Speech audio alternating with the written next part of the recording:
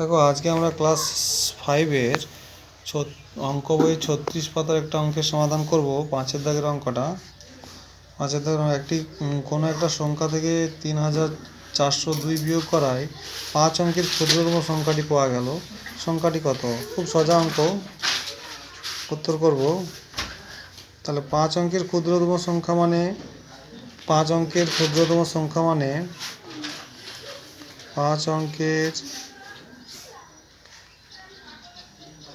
ক্ষুদ্রতম সংখ্যা সমান 1-এর পিঠে 4টা শূন্য। ঠিক আছে, 1-এর পিঠে 4টা শূন্য। আর এইখানে এটা বিয়োগ করা গেছে ওই সংখ্যাটি থেকে, তাহলে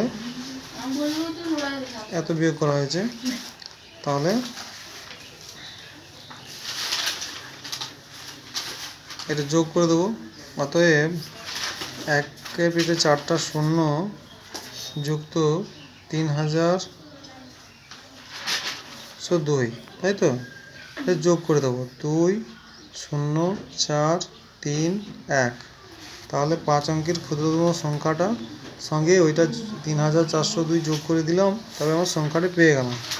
তাহলে অতএব সংখ্যাটি সমান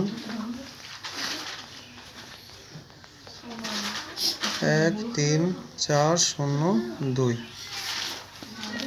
এটা হলো অ্যান্সার। ঠিক আছে,